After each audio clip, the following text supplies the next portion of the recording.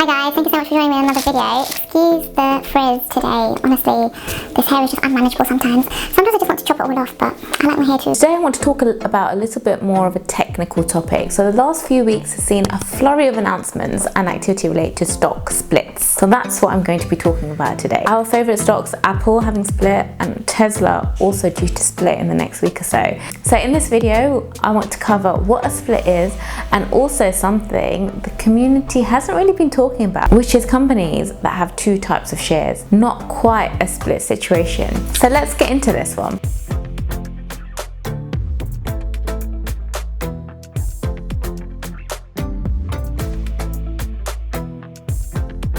So what is she talking about? What is a stock split?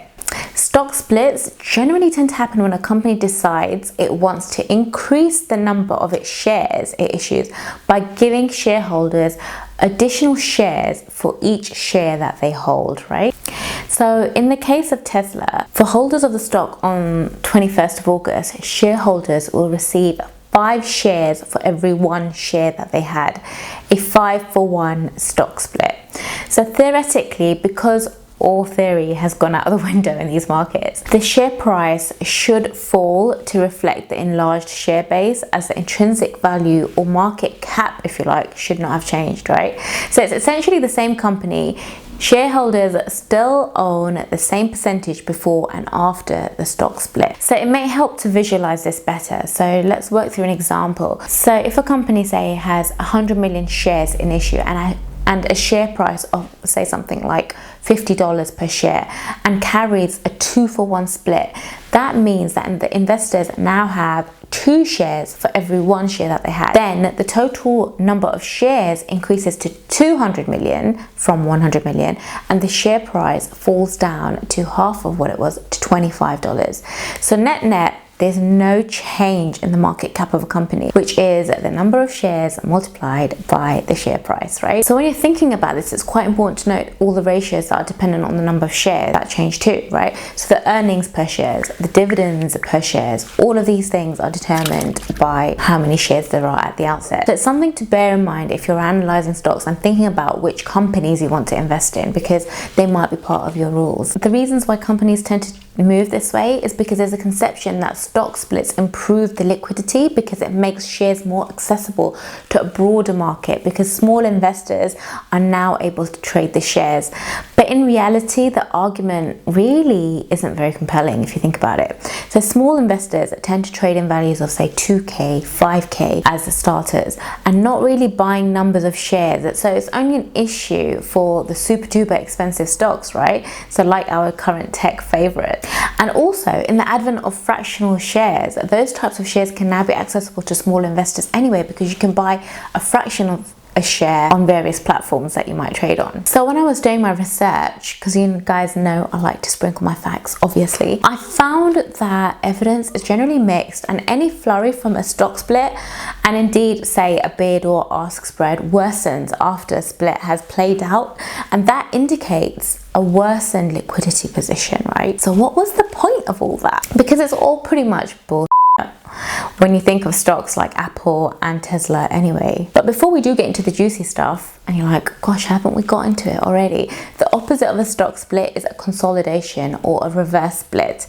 So when a firm reduces the number of shares in circulation, and that's not very common, and it's usually a sign that a weak company is trying to make its share price look a little bit better than it actually is, when in actual fact, it's a good segue into the reality of what has actually been going on. So it's one to keep your eye out for. And we have to talk about Apple, right? So Apple is now currently a $2 trillion company, guys. That is 12 zeros, in case you were wondering. Yes, it's a lot. So Apple recently announced a 4-for-1 split in July. So holders will have 4 times the number of shares that they did prior to the split. And since the split announcement, their share price is up 20%, having doubled in the past year. Can you believe it? I'll try and find a graph and pop it up here so you can visualize exactly what I'm saying.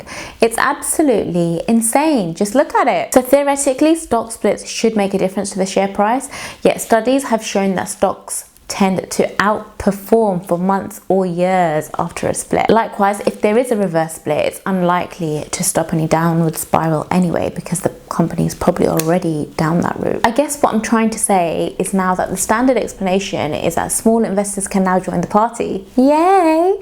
Causing the prices to move higher, right? And that is pretty debatable and unlikely for stocks like Apple, where their shares are already highly liquid anyway. One of the drivers is the signal that the stock split sends to the market. So like we're saying, stocks split when a company is doing well, and so it's a signal of a bullish outlook. And right now we're learning that investors are reacting, maybe even overreacting, yeah, I said it, on bullish signals, and we need reasons to cheer, right? So why don't we just flip the switch for a second? If you're still following me, well done. So where stock splits are liquidity driven, lower liquidity is helpful for long-term investors, okay? Especially at times like these. So not really a split, but we have examples where stocks have two classes, and these are normally family-owned businesses where one class of shares, which holds the voting rights, are less liquid in comparison to, say, the non-voting, more liquid shares. So take, for example, Brown-Forman, for instance, a US treasurer and producer of Jack Daniels. If you know, you know. Both shares have the same dividend rights, yet Class A is trading at 8% discount to Class B. Likewise, if you look at something like Henkel, the voting shares, they pay a couple of cents lower trade at a 13% discount to the non-voting preference shares. Heineken, they make beer. Both voting and non-voting share prices pay the same dividend, though the less liquid, if I remember correctly, trades at an 11% discount. That's not always the case, guys. Carlsberg, the A shares trade at premium to the B shares. So you need to look at so many factors when you're looking at this. Well, why is it important and why do we care anyway? Well, it is and it isn't really, right? So for dividend and value seekers that are in it for the long term and don't really need the liquidity, they can buy into an organization at a better price, I suppose. But there you go. I hope you followed me on that one. I just thought it was necessary to talk about stock splits considering all the drama in the market right now. Let me know your thoughts down there below. Are you investing, thinking about investing in any of these firms that are thinking about splitting or not? Hit that like button if you haven't already, guys. I don't know how many flashy signals I need to put in there. But until next time, comment, subscribe. I'll see you soon. Bye.